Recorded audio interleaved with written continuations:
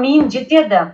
Бірақ мына кешегі бір жыл бұрын болған қанды қаңтардан біз жаңағы айтады ғой, құлаған ұшақты жаңағындай черный ящикті ашып, жаңағы себебін жаңағындай ғалымдар зерттейді ғой. Сол сияқты біз өзіміздің басымызға түскен қаралы күндердің жаңағындай сараптап, мынандай кеткен қателікті түзелеп, сонымен ары қарай жұмыс жасау керекпіз. Мысалы үшін қараңыздар, батыста жаңағындай халық бірінші көтерілді, ол жақта халық өте көп болып тұрды. Енді белсенділерден естіп жатырмын, ол жақта да халықтың арасына арандатушылар кірген, шағайық, мына жерде қиратайық, полиция қызметкерлерін ұрайық деп, ол жақта сондай биліктің арандатушылары негізінде болған.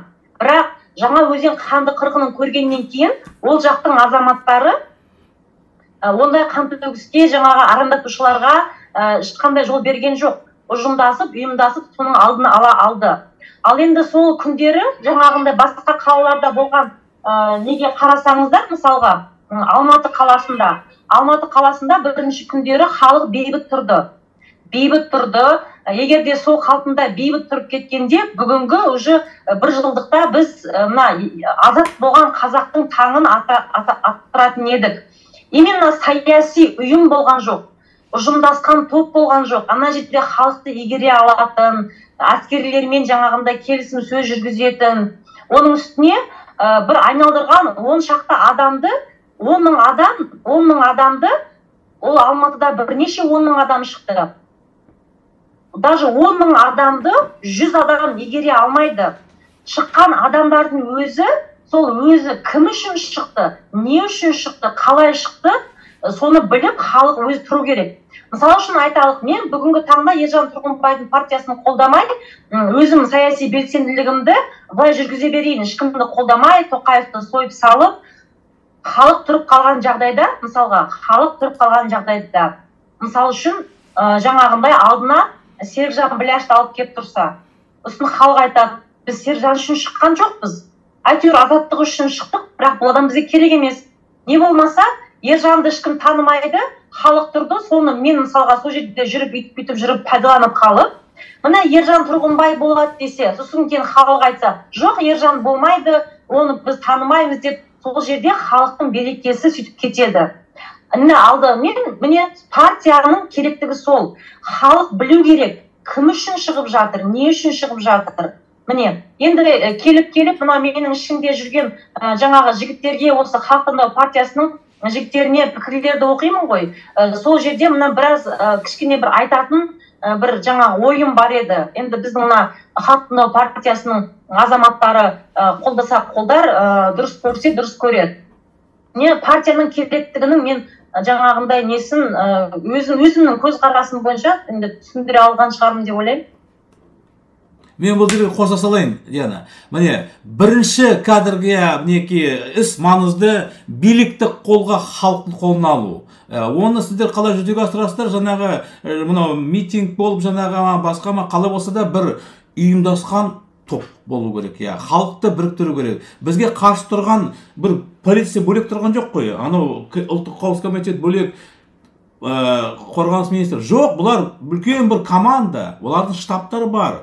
Ол штабтар администрация президенті, тек қана полиция, ұлттық қауіпсіздік комитет, прокуратура, сот, немес,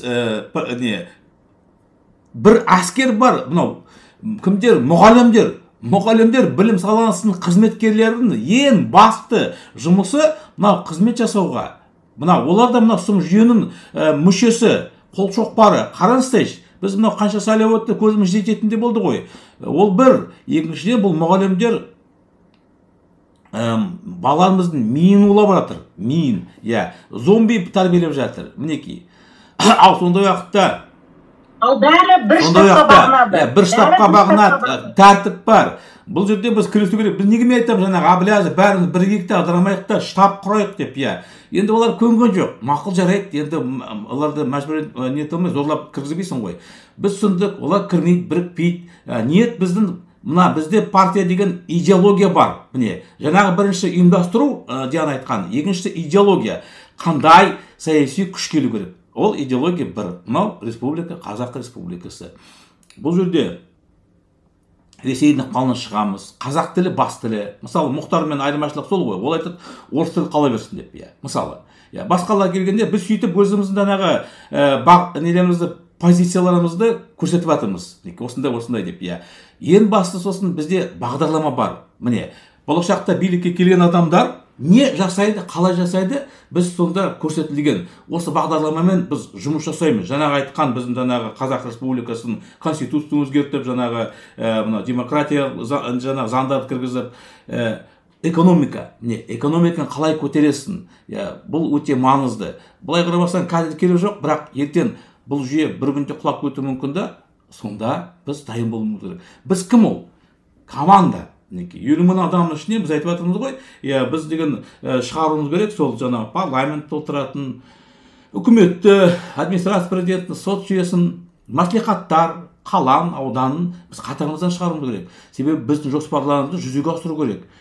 Басқа идеялары бар ғой адамдар. Орыс тілі қала берсін дейді, орыс әлемі жүре берсін дейді. Жоқ, бізде өзіміз ұстанымдарымыз бар. Міне, осы мен айтып жатқан, бізге команда керек. Соның ішінде тағы да айтып жатырмын, мінекей, кеше айтып жатырмын ғой, бірінші рет айттым. Бізге парламентке, үкіметке орта жасы 40 жас деп жатырмын. Плюс-минус 5 жас. Мінекей, минусы 35. Міне, бүгін Дианаға 35-ке толып жатыр. Мінекей, осындай жастар, мінекей, 35-45-тер сол парламент, маслихат, үкіметте жұмыс жасау керек. Мінекей, ол бір ешкім келмейді, бұл айтасыз, кет дейді. Жоқ, басқаша қою керек сұрақты. Саяси күшті құру керек. Бір-бірімізді сынап, дебат жасатып, тексеріп көруіміз керек. Қандай білімі бар, қандай қабілеттер бар, мінезі қандай, командамен жұмыс жасала ма, алдын ала қазір. Сөйтіп бұл команданы халықтың алдына ұсыну керек та. Міне біздің команда, мысалы Диана Мұхамедова бар, Салтанат Учбоева бар, Лаура бар, фамилиясын ұмытып қалдым, Дәулет бар, Мұхажанов, Амантай, басқа да. Міне осында қазір бір 50 адам маған керек жиналған. Сондықтан мен шақырамын жастарды, одан да жас болғандарды шақырамын. Біз деген 40 деген ол қазір жұмысқа саламыз. Бұлардың тәжірибесі бар, білімі бар, ап деп отырсам, сосын жастарды 25-терден қасымызға қойып үйретіп, сөйтіп осындай жаңа буын кету керек. Анау люстрация деген, ол бұрынғы люстрация деген сөз, ол бұрынғы коммунистердің кесін нету керек, тамырын кесу керек, жаңағы кіндіктерін. Міне неде жатыр. Мақұл, енді Диана, сізге берейін сөзді.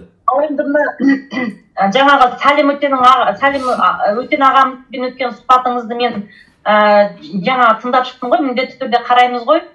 Жаңағы мен Сәлем Өтен ағаны қолдайтын азаматтар, мен сіздермен бет жыртысатын, бір таласатын, ондай ешқандай нем жоқ та, ниетім жоқ. Біріншіден, ол билікке кім келеді деген сұрақты қою үшін, бірінші билікті ауыстыру үшін жаңағы адам саны болу керек. Енді жаңағы Сәлем Өтен аға айтып жатыр, мен жаңағындай сол қаңбағынтар қырғыны бойынша жаңағындай жылдық асын жаңағы сылтау қылып